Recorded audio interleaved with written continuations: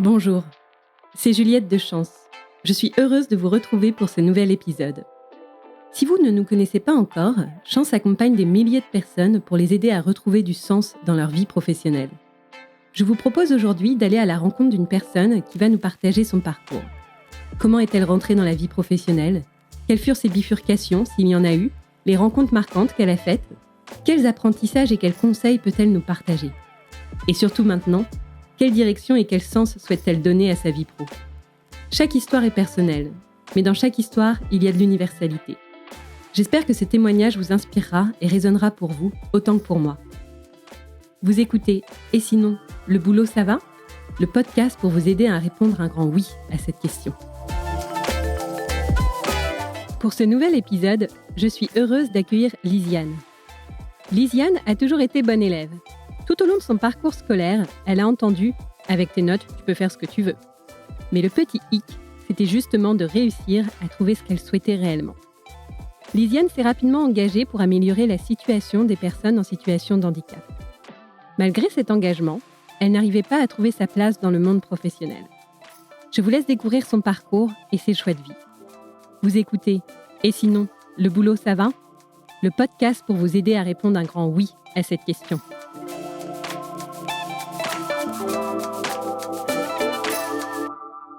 Bonjour Lisiane, merci beaucoup d'avoir accepté notre invitation de partager ton parcours et ton bilan de compétences que tu as pu faire avec Chance. Nous sommes très heureux de t'accueillir sur ce podcast et sinon le boulot ça va. Est-ce que pour la première question que j'ai envie de te poser et que je pose quand même très souvent aux personnes, c'est est-ce que tu peux nous dire d'où tu viens et quel est ton parcours ? Bonjour Juliette, merci de cette invitation qui j'espère pourra aider un certain nombre de personnes. Donc je m'appelle Lisiane, j'ai 30 ans, j'habite en région parisienne et je suis architecte d'intérieur depuis bientôt 1 an. Et je suppose que si tu es passée par le bilan Chance, tu n'as pas toujours exercé ce métier. Non, effectivement. Alors, si on reprend mon parcours du départ, donc au niveau scolaire, j'ai toujours eu un niveau correct. On m'a répété à longueur de temps, avec les notes que tu as, tu peux faire ce que tu veux. Ce qui, contrairement à ce qu'on pourrait croire, n'est pas toujours très aidant quand on n'est pas accompagné autour, parce que je me suis souvent sentie assez perdue. Je n'avais pas de réelle passion hormis un sport, donc la gymnastique rythmique que j'ai pratiquée à plutôt bon niveau, mais je m'intéressais un petit peu à tout, ce qui fait que je n'ai pas eu de ligne directrice ou d'objectif, en tout cas au départ. Enfin, j'ai fait plusieurs choses qui m'ont menée là où je suis aujourd'hui. Ça, c'est grâce au parcours Chance. Ok, intéressant. J'ai envie d'en savoir plus sur ces plusieurs choses. Au départ, j'ai un bac littéraire et puis, comme j'aimais le sport et puis par question de facilité aussi puisque j'habitais à côté de l'université qui proposait ce diplôme, je me suis orientée vers une formation STAPS, qui est une formation en sciences et techniques des activités physiques et sportives. Donc ça, c'était juste après mon bac littéraire et c'est quelque chose d'assez scientifique. Donc finalement, il y a eu un décalage entre les 2, mais je suis quand même allée au bout du parcours. C'est-à-dire que j'ai eu ma licence, puis j'ai réalisé un master en activité physique adaptée et accessibilité pour les personnes à mobilité réduite. Malgré ça, en fait, je ne savais toujours pas où cela allait bien pouvoir me mener. À la suite de mes études, j'ai travaillé pour différentes fédérations sportives. Je travaillais notamment sur le sport santé, l'activité physique adaptée, donc à des personnes, des publics dits fragiles. Et puis ensuite, je me suis dit, j'ai envie d'autre chose, je ne sais pas encore quoi, on va voir ce que je pourrais bien faire. Et donc, j'ai réalisé un premier bilan de compétences à l'époque. Donc, ça devait faire 3 ans que j'étais sortie de l'école. Et ce premier bilan de compétences ne m'a pas réellement aidée plus que ça, hormis à sauter le pas et changer un petit peu de secteur. J'ai travaillé ensuite dans la prévention de la perte d'autonomie auprès des caisses de retraite et puis dans une collectivité territoriale pour tout ce qui était application de la politique du maintien à domicile. Donc ça, c'est ma dernière expérience en tant que salariée. Et donc, lors de cette expérience, je ne me sentais toujours pas réellement à ma place. Et j'ai vu passer sur les réseaux sociaux un petit pitch de Chance qui proposait donc un bilan de compétences assez innovant et l'approche du bilan de compétences qui était vraiment axée sur la personnalité, les attentes, les rêves d'enfants, etc., m'a tout de suite plu. Et donc j'ai sauté le pas et j'ai commencé ce bilan de compétences. Ok, hyper intéressant. J'ai déjà plein de questions à te poser. Le fait que tu te sois spécialisée sur les personnes en situation de handicap ou les publics dits fragiles, comme tu le dis, est-ce que c'est par une histoire personnelle, un vécu, ou parce que c'est quand même, je sens que c'était une sensibilité que tu as eue assez jeune finalement, dès tes études, tu t'es dit, tiens, je vais m'intéresser à ce public-là en particulier. Est-ce que tu peux expliquer pourquoi? Oui, bien sûr. Alors, pour être tout à fait transparente, moi, je suis petite sœur d'une personne qui est polyhandicapée.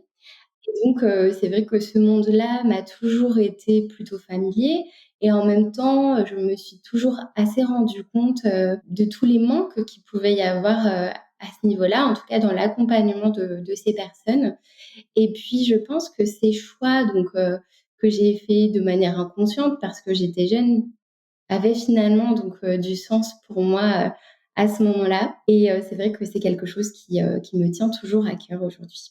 C'est intéressant quand tu parles du moment où tu es tombée sur le discours du pitch chance, peut-être que tu avais dû voir sur Internet, sur les rêves d'enfants. J'ai essayé de relier ça à ce que tu m'as dit sur quand j'étais plus jeune, on m'a souvent dit, avec tes notes, tu peux faire ce que tu veux. Est-ce que tu avais un rêve d'enfant? Est-ce que ce moment-là t'a reconnecté à un rêve? J'ai toujours été une petite fille assez rêveuse, mais sans jamais me dire que c'était possible. C'est-à-dire que je rêvais, d'un tas de choses, mais pour moi, ça restait vraiment, au niveau des rêves et puis, il y avait un décalage entre la réalité, la vie quotidienne et puis, ce qu'on pouvait, s'imaginer, à ce moment-là. Et est-ce que tu parlais que tu as fait de la gymnastique rythmique sportive, de la GRS plutôt à haut niveau? Est-ce que tu avais parfois le rêve d'en faire carrière, d'avoir une carrière professionnelle dans ce milieu-là? Alors non, pas forcément. Je pense que c'est quelque chose qui est resté vraiment,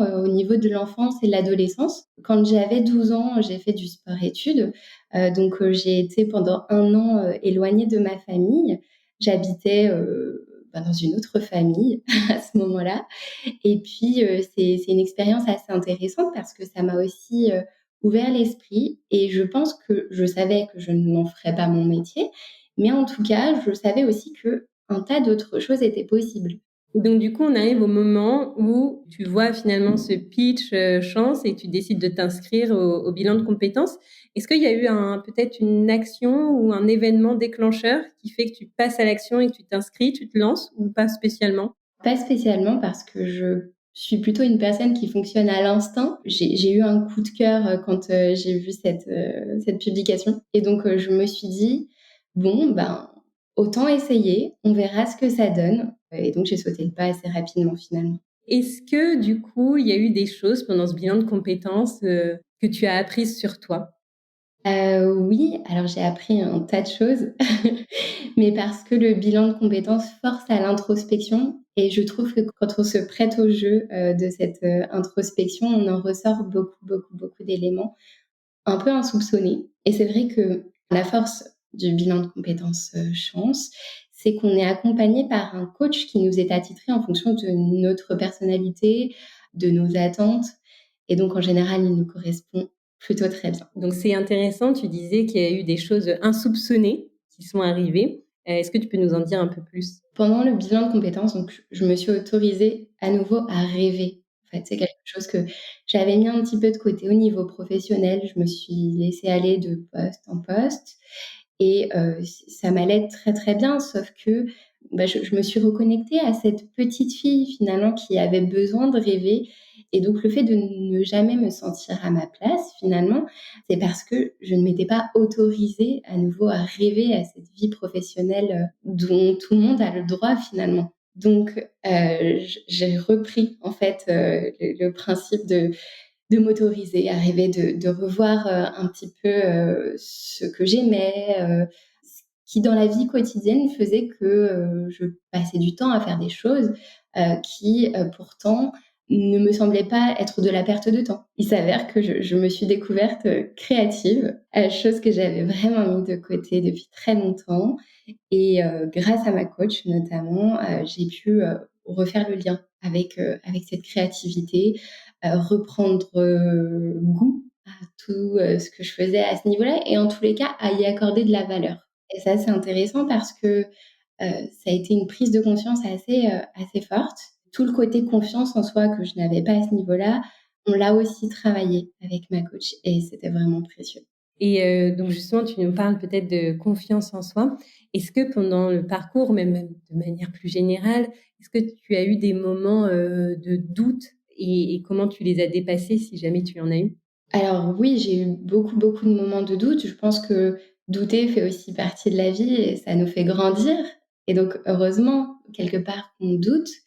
Maintenant, il ne faut pas que ça nous empêche d'avancer et en l'occurrence, c'était un petit peu le cas.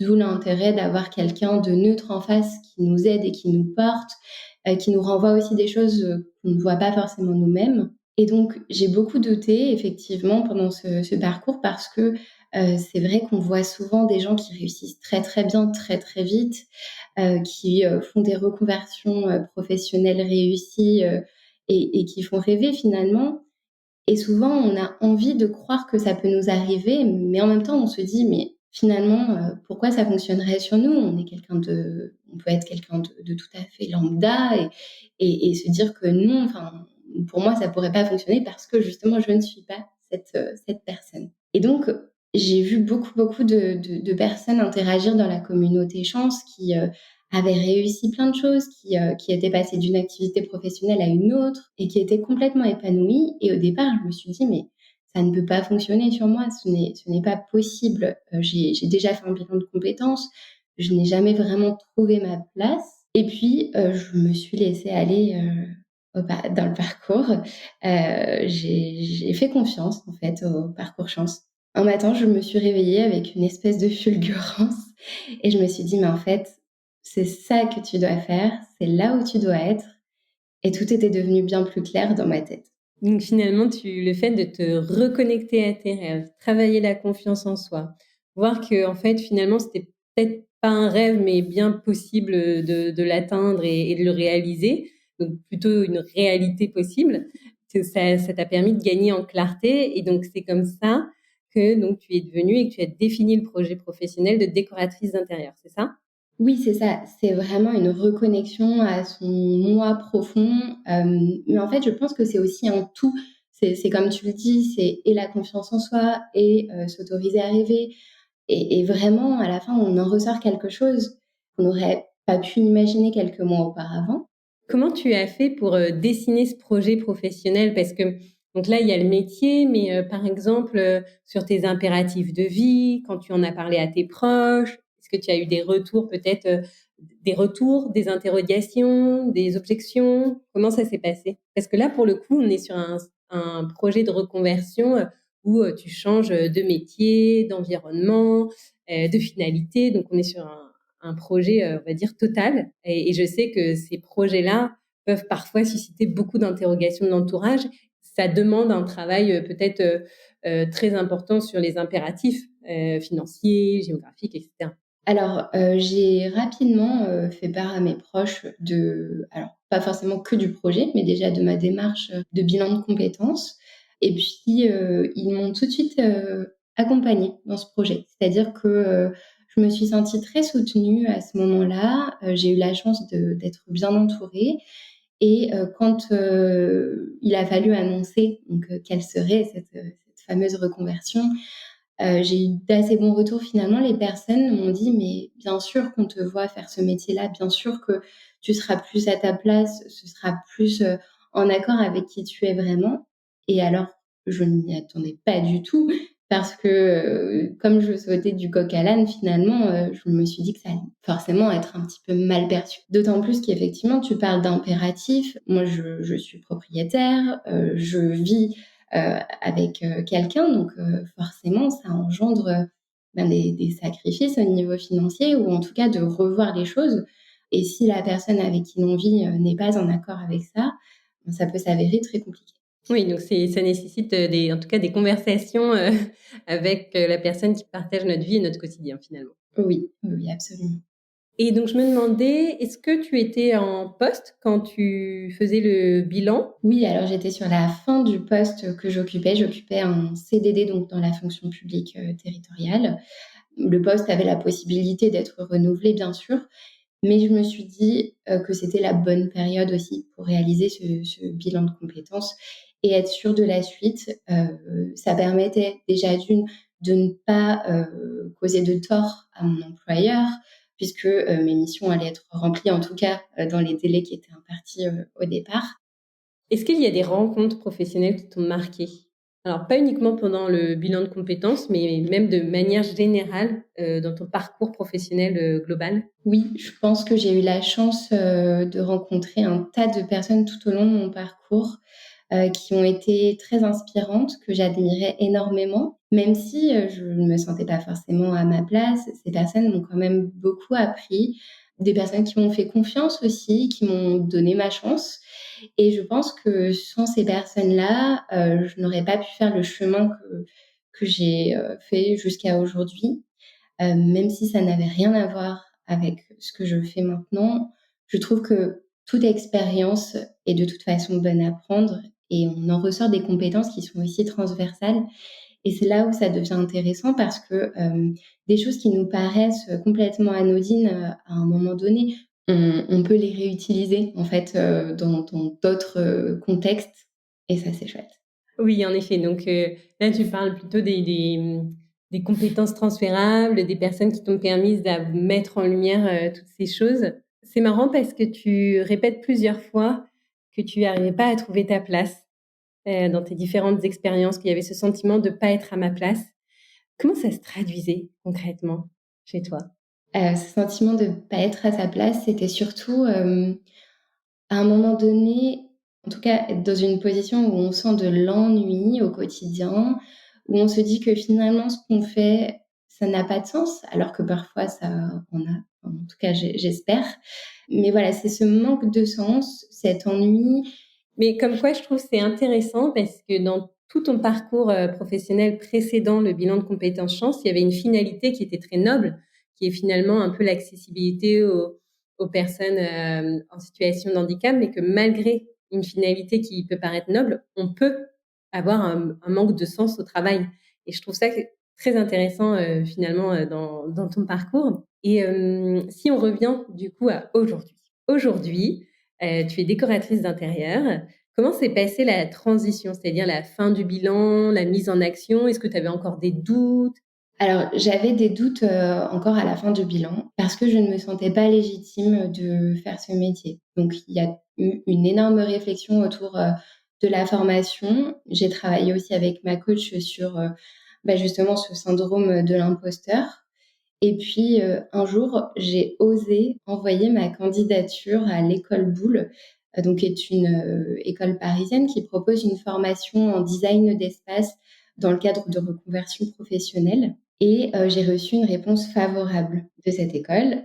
Donc ça a été pour moi un élément déclencheur, un petit détail de la vie, qui m'a fait me dire: «Bon, alors, tu as envoyé ta candidature, tu as reçu une réponse favorable, pourquoi tu n'en serais pas capable?» Bon, il s'avère que pour diverses raisons, je n'ai pas choisi cette école, mais en tous les cas, elle m'a permis, cette réponse, de me sentir un petit peu plus légitime de prétendre à une formation dans ce secteur. Et ce travail, je l'ai fait grâce à ma coach aussi. On se rend compte qu'on a des compétences, on ose ensuite passer le pas de postuler quelque part, on a une réponse favorable et on se dit: «Bon, OK, ils prennent peut-être beaucoup de monde». Et finalement, quand on retravaille sur tout ce processus, on s'aperçoit que non, ce n'est pas anodin, qu'il y a une raison et que, si, la candidature est acceptée, c'est que quelque part, la vie nous pousse dans cette direction-là. Hyper intéressant, en fait, de voir là, pour le coup, cet élément déclencheur et finalement qui est assez rassurant et qui permet de continuer dans cette direction. Aujourd'hui, quand tu prends ton métier, quelles sont les choses que tu aimes le plus et quelles sont celles qui sont les plus challengeantes pour toi? Alors, ça va bientôt faire 1 an que je suis architecte d'intérieur, mais presque 2 ans finalement que, je suis dans ce secteur puisqu'il y a eu tout le temps de formation. Je vais parler de mon recul, à date d'aujourd'hui évidemment. Peut-être que dans quelques années, ce sera pas la même chose, mais en tout cas aujourd'hui, il y a assez peu de facettes du métier que je n'apprécie pas. Enfin, j'ai un plaisir à me lever le lundi matin que je n'avais pas auparavant.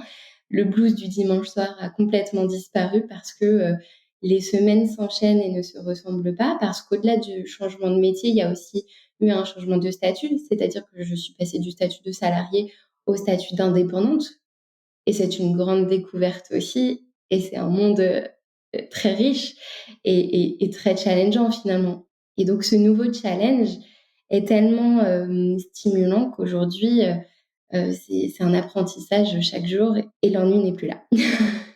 Tant mieux. Je m'aperçois que dans mes précédentes questions, j'ai parlé plutôt de décoratrice intérieure et toi, tu me parles d'architecte d'intérieur. Est-ce qu'il y a une différence entre les deux ou c'est un même enfin, c'est deux intitulés différents pour un même métier? Alors en fait, ce sont 2 métiers différents. Ah, alors hyper intéressant. Je veux bien que tu m'expliques la différence et je suis désolée pour cette erreur.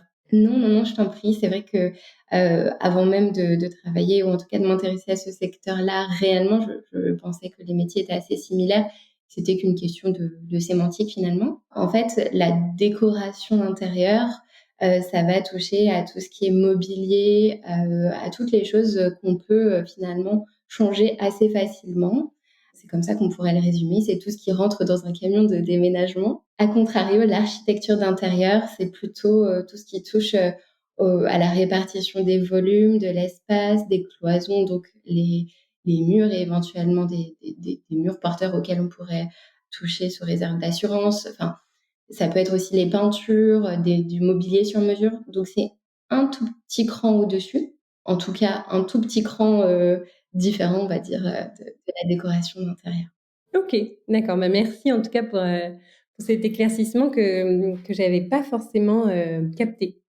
Si par exemple tu devais parler à la petite fille, à la petite Lisiane, qui a 12 ans justement, qui est éloignée de sa famille, qu'est-ce que tu lui dirais? Alors je dirais que, il faut faire confiance à la vie.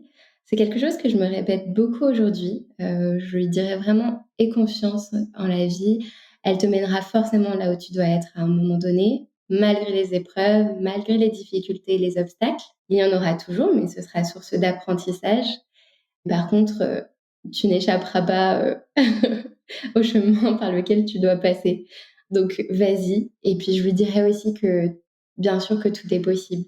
Alors évidemment, il y a des nuances, hein, on est d'accord, mais en tous les cas, autorise-toi à rêver, c'est possible. Et justement sur le chemin que tu as parcouru, est-ce que tu as eu des obstacles? Quels ont été pour toi des obstacles que tu as pu, surmonter? Au niveau des obstacles, je dirais que c'est plutôt des moments de doute, des moments où vraiment il y a de grosses remises en question, où c'est difficile parce que ce travail, en fait, on le fait soit face à soi-même, et c'est là où c'est un petit peu compliqué parfois, c'est que si on n'est pas entouré, ça peut devenir, très, très difficile. Donc, je dirais pas que ce sont des obstacles. Après, évidemment, on a tous, hein, des obstacles qu'on doit franchir. Mais voilà, ce sont plus les moments de doute qui ont été difficiles que les obstacles, finalement. Est-ce que, il y a eu un moment de doute en particulier auquel tu penses là quand tu me parles ou pas forcément? Oui, c'est l'expérience dont je te parlais tout à l'heure. C'est-à-dire que, se rendre compte qu'un tas de personnes passent le pas, réussit une reconversion, et être devant son écran et se dire: «Mais est-ce que ça va fonctionner pour moi?» Voilà, ça a été très difficile. Ce qui a été aussi assez difficile, c'est forcément de changer de secteur et donc de recommencer quelque part, une vie professionnelle à 0, comme pourraient le croire, beaucoup de personnes, alors qu'on ne recommence jamais, de 0. Mais ouais, ouais, ouais, ce sont vraiment ces doutes, qui sont, parfois, assez anxiogènes aussi au quotidien.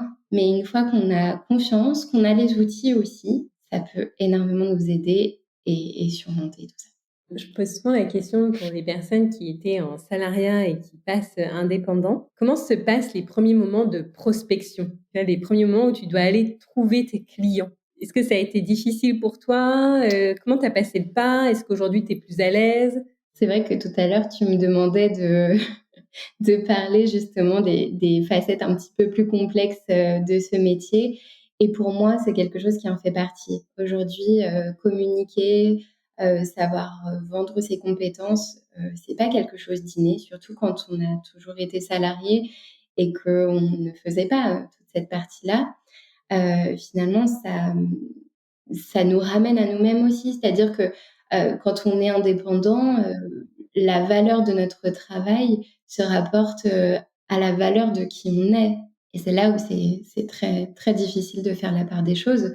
Il faut savoir s'en détacher et j'ai encore un petit peu de travail à ce niveau-là. En tout cas, c'est hyper intéressant. Est-ce que, j'ai posé la question de la petite fille, si on appuie sur avance rapide, que dans, on va dire, une vingtaine d'années, si tu regardes dans le rétroviseur, qu'est-ce que tu aimerais voir? Alors j'aimerais voir qu'à un moment donné, il y a eu une grande prise de confiance en soi, que je n'ai pas renoncé malgré potentiellement des obstacles qui sont arrivés sur mon chemin. C'est vrai que la notion de persévérance est assez importante, surtout quand on est indépendant. Malgré voilà, la vie quotidienne, nos impératifs, etc., ça peut être très challengeant à ce niveau-là. Donc, j'aimerais vraiment ne pas avoir renoncé, avoir continué de faire confiance à la vie et d'avoir fait grandir ma petite entreprise. On parlait au tout début que du coup, tu es la petite sœur d'une personne qui est polyhandicapée. Est-ce que tu continues ton engagement dans cette cause à côté de ton parcours professionnel? Est-ce que tu as des activités ou justement non, pas du tout? J'ai pas complètement en fait fait une césure entre mon ancienne activité professionnelle et ma nouvelle activité professionnelle à ce niveau-là. C'est-à-dire que j'ai réussi à trouver un lien entre les deux, puisque aujourd'hui, je travaille aussi pour des personnes qui sont à mobilité réduite et qui auraient besoin d'un logement, d'un aménagement qui soit ergonomique et pratique au quotidien, donc pour elles.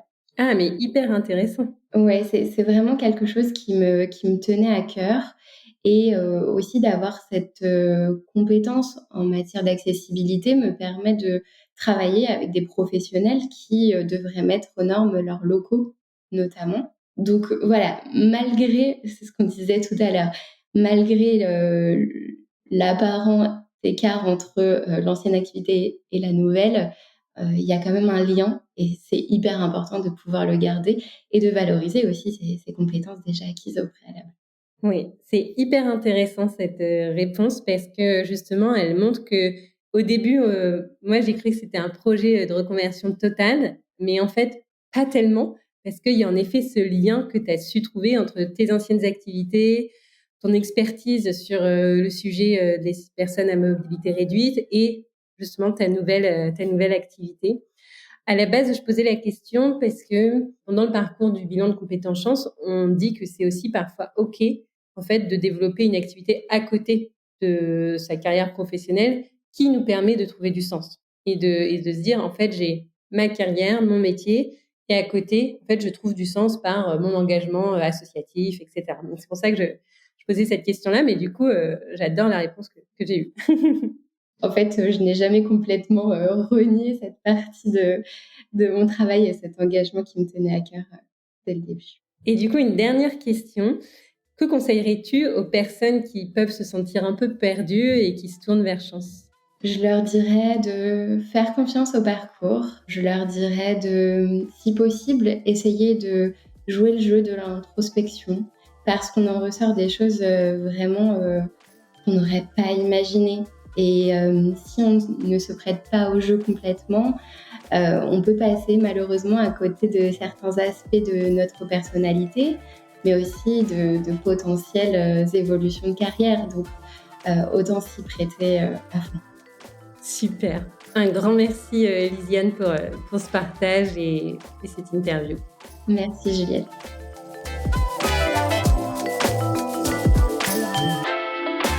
Merci d'avoir écouté. Et sinon, le boulot, ça va? Le podcast pour vous aider à répondre un grand oui à cette question. Si cet épisode vous a plu, vous pouvez laisser 5 étoiles sur Spotify, Apple Podcasts ou Deezer. Cela ne semble rien, mais cela aide beaucoup à soutenir le podcast. Vous pouvez aussi m'écrire sur Instagram, @chance_fr. Et n'hésitez pas à recommander ce podcast à toutes celles et ceux proches qui ont besoin de retrouver du sens dans leur vie pro. À bientôt!